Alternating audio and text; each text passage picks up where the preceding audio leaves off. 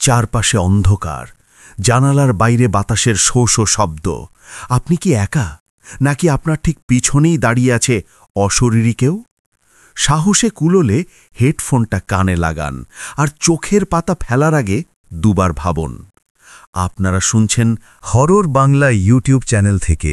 আজকের রাতে আমরা যাব এমন এক জায়গায় যেখানে দিন শেষ হলেই রাজত্ব শুরু হয় অভিশপ্ত আত্মাদের। আজকের গল্প নিশিপুরের কবরস্থান। রফিক যখন বাইকটা নিয়ে নিশিপুরের কাঁচা রাস্তায় নামল, তখন বিকেল গড়িয়ে সন্ধ্যা নামছে। কার্তিক মাসের হিম ধরা বাতাস, চারপাশটা কেমন যেন থমথমে। এই গ্রামের নামটা খুব একটা কেউ জানে না, গুগল ম্যাপেও ঠিকঠাক দেখায় না।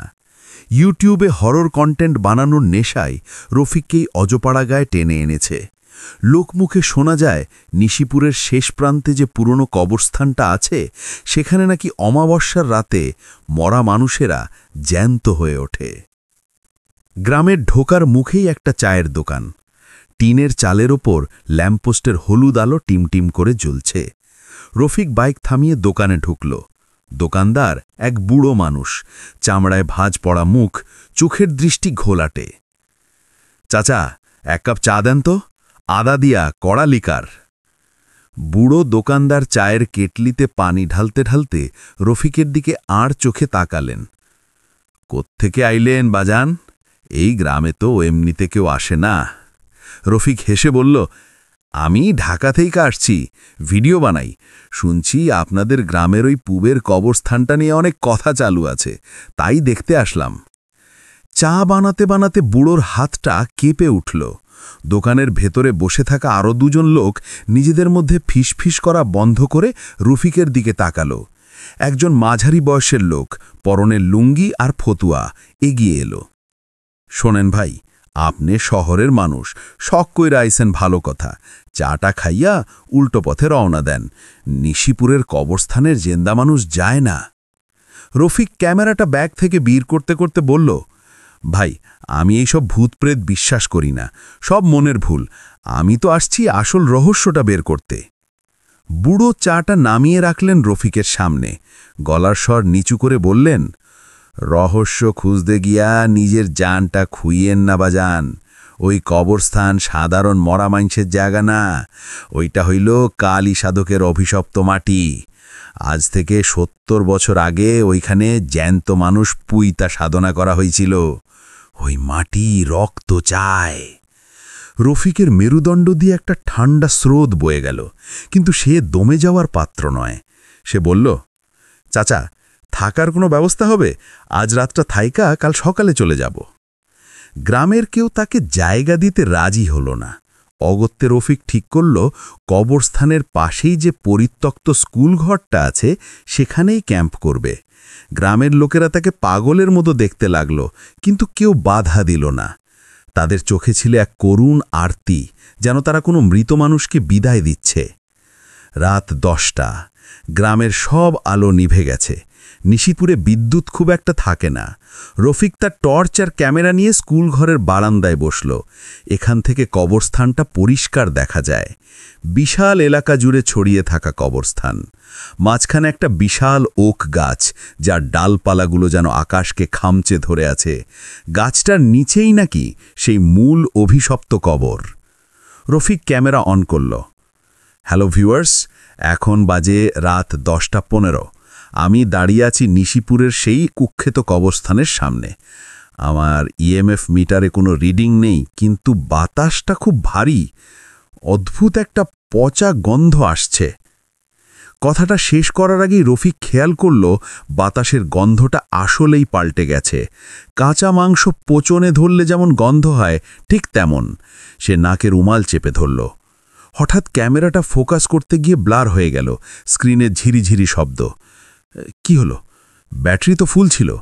রফিক বিড়বিড় করে বলল। ঠিক তখনই কবরস্থানের দিক থেকে একটা শব্দ ভেসে এলো। নূপুর, খুব মিহি কিন্তু স্পষ্ট। ঝুমঝুম ঝুমঝুম। রফিক টর্চটা কবরস্থানের দিকে মারল। আলোর রেখা অন্ধকারের বুক চিরে ওক গাছটা পর্যন্ত গেল, কিন্তু কিছু দেখা গেল না। অথচ শব্দটা এগিয়ে আসছে, যেন কেউ একজন ধীর পায়ে হেঁটে আসছে তার দিকে। রফিকের হৃৎপিণ্ড লাফাচ্ছে। সে সাহস সঞ্চয় করে চেঁচিয়ে উঠল, কে কে ওখানে? কোনো উত্তর নেই, শুধু বাতাসের শোঁ শোঁ শব্দ আর সেই নূপুরের আওয়াজ। হঠাৎ শব্দটা থেমে গেল, একেবারে পিন পতন নীরবতা। রফিক স্বস্তির নিঃশ্বাস ফেলতে যাবে, ঠিক তখনই তার কানের ঠিক পেছনে কেউ ফিসফিস করে বলল, কেন এসেছিস? রফিক ছিটকে সরে গেল। পেছনে কেউ নেই। ভয় তার গলা শুকিয়ে কাঠ। এটা হ্যালুসিনেশন হতে পারে না। সে স্পষ্ট শুনেছে, কণ্ঠটা কোনো মানুষের নয়, যেন বহু বছরের পুরনো কোনো কুঁজো থেকে আসা একটা খসখসে আওয়াজ। সে সিদ্ধান্ত নিল স্কুলের ভেতরে ঢুকে দরজা বন্ধ করে দেবে। কিন্তু স্কুলের ভাঙা দরজাটা নড়ছে না, জ্যাম হয়ে গেছে। রফিক যখন দরজায় ধাক্কা দিচ্ছে, তখন সে দেখল কবরস্থানের মাঝখানের ওক গাছটার নিচে একটা আবছা ছায়া।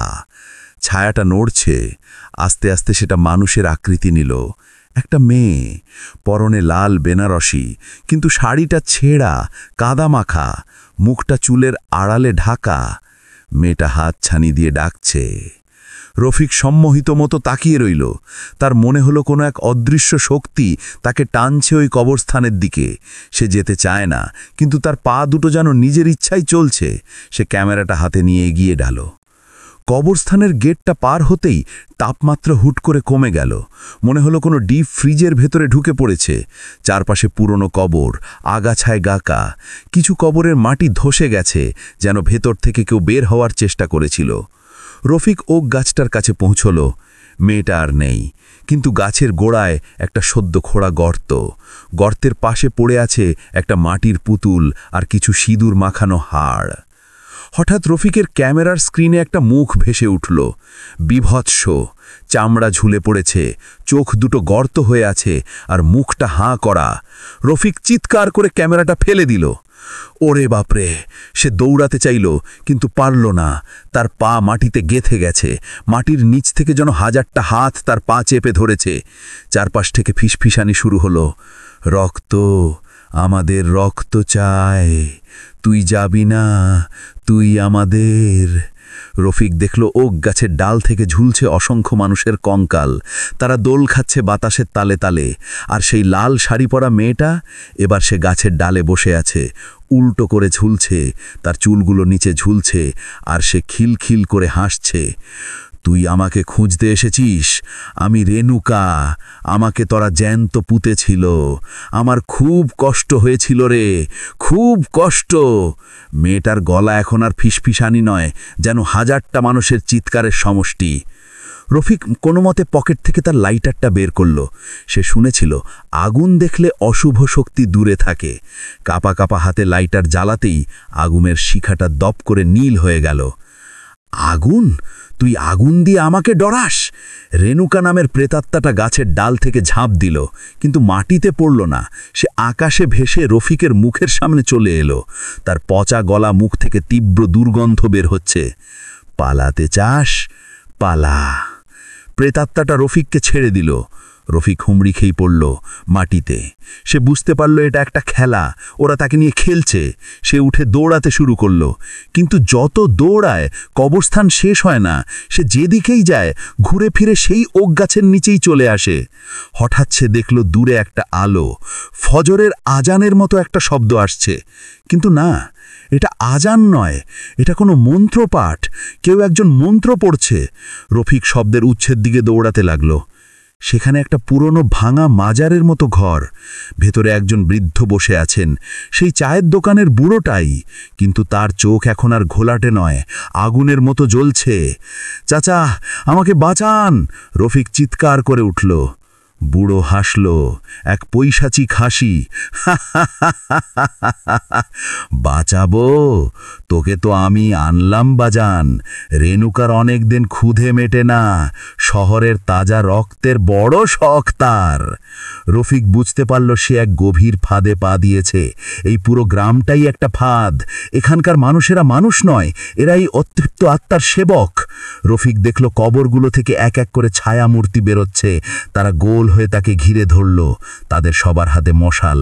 রেণুকা এগিয়ে এলো, তার হাতে একটা ধারালো দা। না না, ছেড়ে দে আমাকে। রফিক প্রাণপণে শক্তিতে লাথি মারল বুড়োর দিকে। বুড়ো ছিটকে পড়ল। মন্ত্রপাঠ বন্ধ হয়ে গেল। মুহূর্তের জন্য বাতাসটা হালকা হয়ে গেল। এই সুযোগ রফিক দৌড় দিল। এবার সে আর পেছনে তাকালো না। ঝোপ ঝাড় কাঁটা পাথর কিছুর তোয়াক্কা মা করে সে দৌড়াতে লাগলো রাস্তার দিকে। তার শরীর ক্ষতবিক্ষত হয়ে যাচ্ছে, জামা কাপড় ছিঁড়ে গেছে, কিন্তু সে থামল না। দূরে ভোরের আলো ফুটছে। মসজিদের মাইক থেকে সত্যিকারের আজানের ধ্বনি ভেসে এলো, আল্লাহু আকবার। আজানের শব্দ কানে যেতেই পেছনের সেই আর্তনাদার চিৎকারগুলো মিলিয়ে গেল। রফিক রাস্তার উপর আছাড়ে পড়ল। জ্ঞান হারানোর আগে সে দেখল বাইকটা যেখানে রেখেছিল সেখানেই আছে। যখন জ্ঞান ফিরল তখন রফিক সদর হাসপাতালে। গ্রামের এক পুলিশ পেট্রোল তাকে রাস্তার ধারে অজ্ঞান অবস্থায় পেয়েছিল। ডাক্তাররা বলল তার শরীরে প্রচণ্ড জ্বর আর অদ্ভুত কিছু নখের আচর। রফিক সুস্থ হয়ে ঢাকায় ফিরল, কিন্তু সে আর আগের মতো নেই। সে এখন রাতে ঘুমোতে পারে না। লাইট নেভালেই সে শুনতে পায় সেই নুপুরের শব্দ, রুমঝুম রুমঝুম। সবচেয়ে ভয়ের ব্যাপার হলো তার ক্যামেরাটা সে ফেলে এসেছিল, কিন্তু তার ব্যাগের পকেটে মেমোরি কার্ডটা পাওয়া গেছে। সে যখন ফুটেজটা চেক করল তখন তার রক্ত হিম হয়ে গেল। ফুটেজে দেখা যাচ্ছে রফিক কবরস্থানে ঢুকছে, কিন্তু ক্যামেরার অ্যাঙ্গেলটা রফিকের হাতের নয়। কেউ একজন রফিকের ঠিক পেছন থেকে ক্যামেরাটা ধরে রেখেছিল, এবং ফুটেজের শেষে যখন রফিক পালাচ্ছে তখন ক্যামেরার দিকে তাকিয়ে সেই লাল শাড়ি পরা মেয়েটা ফিসফিস করে বলছে, আমি আসছি রফিক, তোর সাথে, তোর শহরে। রফিকের ঘরের কোণে ছায়াটা কি নড়ে উঠল? জানালার বাইরে ওটা কার লাল আঁচল? কি বন্ধুরা, কেমন লাগলো আজকের গল্প? নিশিপুরে সেই অভিশপ্ত ছায়া কি আজও রফিকের পিছু নিয়েছে, নাকি রফিকের মনের ভুল? সেটা আপনাদের উপরই ছেড়ে দিলাম। যদি আজকের এই হাড়হিম করা গল্পটি আপনাদের ভালো লেগে থাকে তাহলে অবশ্যই ভিডিওতে একটি লাইক দিন, আর কমেন্টে জানান আপনি কি কখনো এমন কোনো জায়গায় যাবার সাহস করবেন। আমাদের চ্যানেলে নতুন হয়ে থাকলে সাবস্ক্রাইব বাটনটি চেপে পাশের বেল আইকনটি বাজিয়ে দিন, যাতে পরের ভয়ের গল্পটি মিস না হয়।